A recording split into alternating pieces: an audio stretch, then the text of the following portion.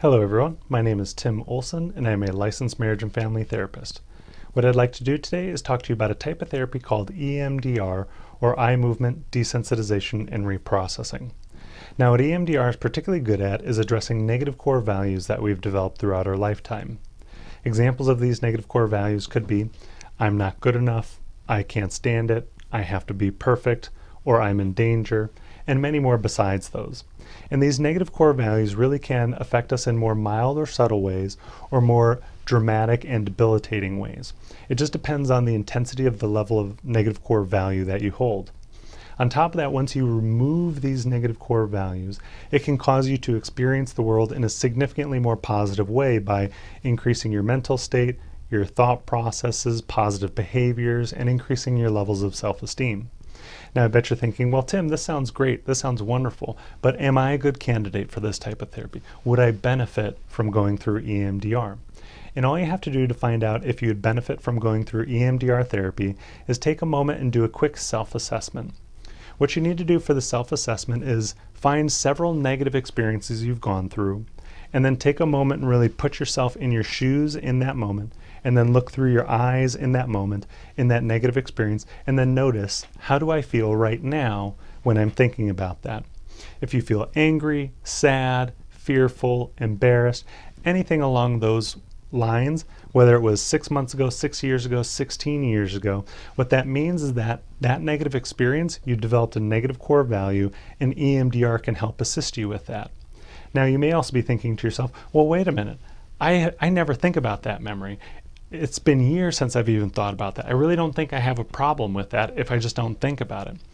But if you thought about it and you had a negative response, the truth is that negative feeling, that negative experience you went through, it's been affecting you all throughout your life up until now from when that started. But you're just unaware of the effects that it's having on you. In order to understand how can we be unaware of how our experiences are affecting us, we have to know a little bit more about how our brain operates, right? So what we have is our conscious and our unconscious. Our conscious is what we're aware of, what we're actively doing. So it's the thoughts going through your head, it's the decisions you're making, it's under your control and your autonomy. You get to choose what's going on in your conscious. Now, the other part of it, your unconscious, it's not in your control. You don't understand or don't know what's actually happening in this part of your mind. But this part of your mind is affecting your conscious. It is causing you to feel certain ways or encouraging you to have certain behaviors, all these kinds of things, but you don't know exactly how it's affecting your conscious. Now, in order to understand this a little bit better, I have an analogy that I like to use. So let's say you have a smartphone. The app that you're currently using on your smartphone is like your conscience. And so the app that's open, like if you're using Twitter or a GPS app or something along those lines, you know what that app is doing. So if you're using Twitter, you know it's using battery power, processing power, you know it's using your internet, you know it's doing all these things because you're telling it to. Now, I don't know if this has ever happened to you, but it's happened to me where I've felt like my phone was operating slow or the battery was dying fast. And so I go in to go close all these background apps. And inevitably, I'll find some apps that I'm like, I don't even know when the last time I used that was. It may have been months ago since I last used that app. Now, what's going on though is all those apps opened up in the background, they are stealing and sapping resources from the app you're currently trying to use. And so those apps are still using battery power, processing power, could be using your GPS location, your microphone, your data, all different kinds of things. And it makes it harder for the app in the foreground to actually operate and run. And so another way to think about this, or how this would affect you practically, is if you have several negative core values that are operating in the background, it's stealing your emotional capacity to deal with things that are happening today. And so let's say you have several negative core values and it's stealing somewhere up to the range of 50% of your emotional resources. And so what that means is that anything that you run into today, a struggle at work, a struggle with a loved one, just negative thoughts or negative feelings, you are only operating at half capacity to be able to deal with those in a healthy way. And the more things that come along that you have to deal with, the less and less capable you are of dealing with that. But if through EMDR, you go in, you close those background apps, those negative cognitions, those negative core values, then what happens is you start allocating more and more resources to your conscious, to that front-facing app, and then eventually, let's say, get rid of all your negative core values. Then you take that extra 50% of resources and you allocate it up here. It will start operating better. So your phone will, the battery will die slower. You won't be using up unnecessary data. It will move and work faster. Same thing with your conscious. If you take those 50% of the resources that were being used in your unconscious just to manage those negative core values, and then you transfer that to your conscious, what you become is much more resilient. So whenever you run into a difficult experience that day, like at work or with a loved one or whatever, you're going to be able to deal with it in a much more healthy way, and it's much less likely to bug you or bother you or get under your skin or anything, because it's not sapping a limited amount of resource. You have overabundant amount of resources to be able to deal with and cope with that. And so the next thing I also want to talk a little bit about is, why do we even develop these negative core values? What's the purpose? And the reason why we develop them is that they are defense mechanisms actually to protect us from harm. Now, our brain does not differentiate between emotional danger and physical danger.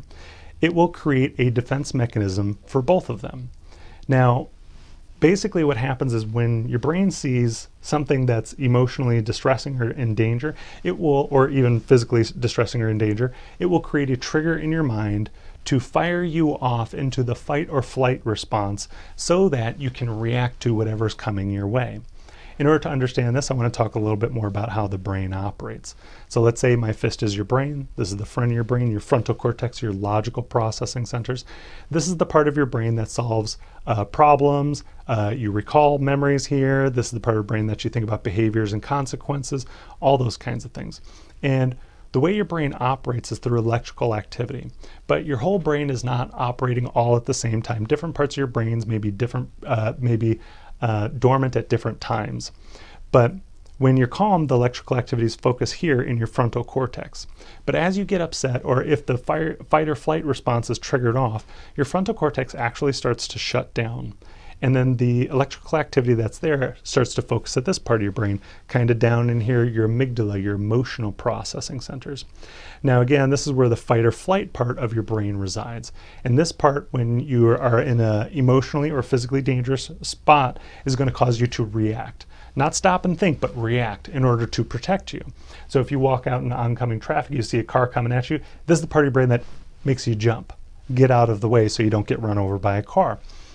But then also, when you're in an emotional confrontation with somebody, it could be like a parent, a loved one, a friend, or like a coworker or something like that. Your brain is telling you you're in danger. And so in those situations, you're going to be reactive, and you're likely to say or do things that later on you regret. And why that is, again, because you're trying to protect yourself, but you're not really in danger. So your responses are outsized compared to what the scenario calls for.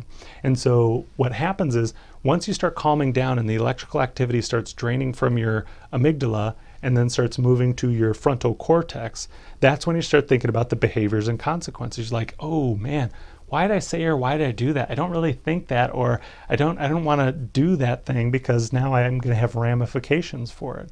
And that's again because now you're thinking about it logically, like, wait a minute, I wasn't in danger. Why did I get so upset, or why did I get so angry? That doesn't make sense. Or now I hurt that person and now I'm going to have a problem in my relationship with them because of that. And again, it's because this part, when it's operating, this part's not. And when this part's operating, your amygdala, your frontal cortex isn't. And so at that moment, you weren't thinking about how you might hurt them emotionally or how your behavior would affect them. You were just trying to survive. But then when you're calm, you're like, actually, I wasn't just trying to survive. I shouldn't have done that thing. And so when you go through these negative emotional experiences or a genuinely life-threatening experience like a car accident, your brain creates these triggers to this fight or flight response. Now, even in legitimate life or death situations, the triggers are oftentimes overly sensitive or overly active. And what I mean by that is, so if you got into a horrible car accident, you almost died. You've been in a car 1,000 times before and maybe didn't have a problem. You probably could get into a car 1,000 times again in the future and not have a problem. But after you got into that horrible car accident, if your brain created this fight or flight response trigger, every single time you get in a car, or maybe even see a car, or maybe even someone talks about a car, it starts making you feel anxious because it's triggering off that fight or flight response. Cars are dangerous. Watch out for cars. You might die in a car. And although it's true you might die in a car, the probability or the likelihood that you will is pretty low. People driving cars all day long hardly get into car accidents and all those kinds of things. And you can even tell yourself that, and other people can tell you, hey, listen, you know what? You're going to be fine. Nothing's going to happen. You've been in a car 1,000 times before. You can probably go 1,000 more times not getting into a car accident. But it's not going to affect the person's emotional state because the brain has that defense mechanism. I'm not going to believe that. I'm not going to listen to that. I'm in danger, right? Whether the person believes that or not, they feel and act as though they're in danger. And what EMDR really does is it can go in and it can work with that amygdala where it's developed these inappropriate emotional triggers. Because again, even though you were in a car accident, you shouldn't always be fearful of a car after that. But it works on these negative emotional triggers and it starts addressing that inappropriate issue. And so what's going on is you have a problem in your amygdala. The solution to that problem is in your frontal cortex, but the frontal cortex and your amygdala don't operate at the same time. So the solution can't be communicated to where the problem is. And so that's where EMDR comes in, and that's what it really does. It starts bridging this gap between your frontal cortex and your amygdala and allows them to communicate together and then resolve this problem. And so when you go in, if you come and see me or if you go and see a different EMDR therapist, there's several different things that they're going to do to help bridge the gap. First of all, what they're going to do is they're going to ask you a series of questions that are going to get you emotionally activated into your amygdala. They're going to trigger off that kind of fight or flight response from the experience that you've gone through. And then what they're going to do is they're going to add in a grounding or distractionary technique that's going to keep your brain from fully engaging into your amygdala. And again, there's no natural process by which you just run into that this happens to in life, but through EMDR, that grounding or that distractionary technique really helps to allow you to stay partially in your frontal cortex and partially in your amygdala. And those grounding techniques are, there's multiple different things. One could be you follow the therapist's fingers with your eyes. They may have a light bar that you follow with your eyes. They may have buzzers or headphones that you hold in your hands or you listen to that beep or buzz back and forth left and right, or they may tap on your hands. And again, all those are designed to do is to be a grounding and distractionary technique that helps you not get fully engaged into your amygdala, that allows your frontal cortex to be engaged in the process and allows your brain to start reconciling, is this a legitimate fear or is this an illegitimate fear? And then going through the process, that negative core value starts to wane, starts to decrease. The emotions start to wind down, and then the logic starts to take over, and then you start installing the positive core belief. So instead of I'm in danger, which is what you would develop if you were in a horrible car accident, you would develop a positive core belief of it's over, I'm safe now, right? That was dangerous, but every time I get into a car, it's not dangerous because that situation is over and I'm safe. Now, what I want to do too is I want to tell you a little bit about my own experience going through EMDR and how it really affected me. And so my wife's also a therapist and she's very open to new ideas and interested, and she heard about this EMDR training and I was thinking, no, you know what, I'm fine, like practice is going well, I'm helping people, like I don't want to go get trained in EMDR. But my wife's very convincing, and so I went to the training. And at this training, it's a 56-hour training, but at the end of the first day, you pair off with other therapists and you practice EMDR on each other. And I had a relatively good childhood growing up, no major negative incidences that I can really identify in my life. And so in order for this therapist to practice on me, though, I had to find something for him to work on. And so I felt like I was really digging around trying to find something. And finally I found something. It was a bullying experience that I went through in elementary school. And the negative core value that I developed from that was I'm unacceptable, right? Because that's essentially what bullies are telling you, right? There's something wrong with you. I don't like you. I don't accept you. You either need to change or just leave me, go away. I don't want you to be around me, something along those lines. And so when he started working on it, it was actually really funny. The trainer was sitting there watching him do EMDR and was chastising him and correcting him and telling him how he was doing it wrong. You need to do it more like this. You need to fix that. But even though he was doing it wrong, even though the trainer was correcting him all the time, I started to notice that even though this wasn't a big negative feeling, that my negative feelings about this experience really started to wind down, and it wasn't bothering me nearly as much. And so when I first started, it was like only a 4 or 5 intensity on a scale of 10. And so it was like more on the mild or medium side. It wasn't a big deal. But as it started to wind down, I started to feel like, oh, like I feel calmer. It doesn't bother me as much. As a matter of fact, I'm having a hard time even recalling the image. Like I remembered the mechanics of the image, but I couldn't picture it as clearly or vividly in my mind as I had before. And then eventually it got to the point where that it didn't bother me at all. I would think about it and I didn't have any negative emotions about it at all. And then what happened, this was the more profound experience for me, was we got rid of that negative core belief of I am unacceptable. And then we started working at installing the positive core belief of I'm accepted.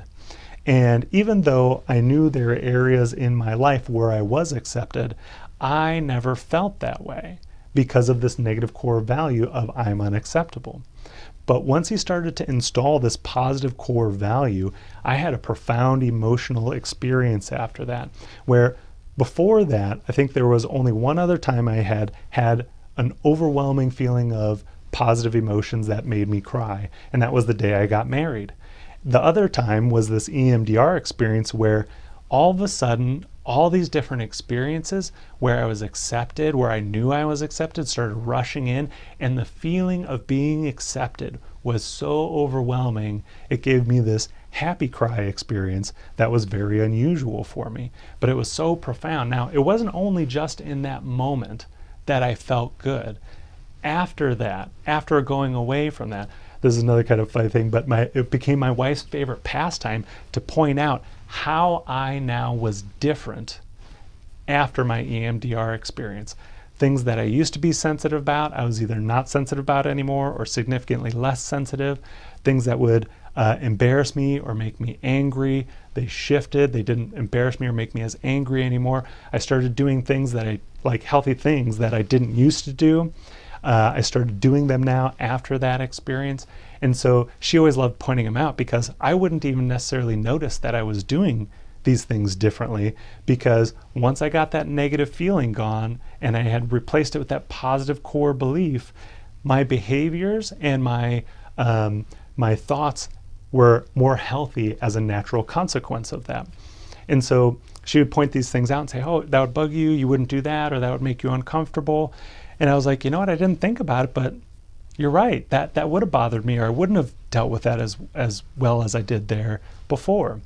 And so not only did I benefit from it, but my wife benefited from it. She was able to experience me in a whole new light. We kind of have a joke, it's Tim 2.0, where she got a emotional behavioral upgrade from the man she had originally married, because I no longer had this negative core value weighing me down. And on top of that, my kids got a benefit from it. I can see areas in which it's made me a better father to my children because I don't have these negative emotions swirling around in the background, or I don't have these fight or flight triggers that get set off at random times.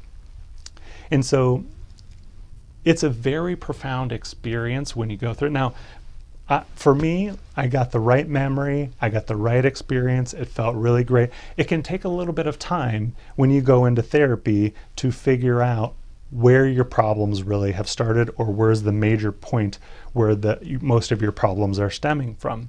And so what I want to do is I want to talk to you a little bit about averages, about how long EMDR can take. Now, if you come into me or you go into another EMDR therapist, please don't hold them to this. But people always ask about how long is this going to take.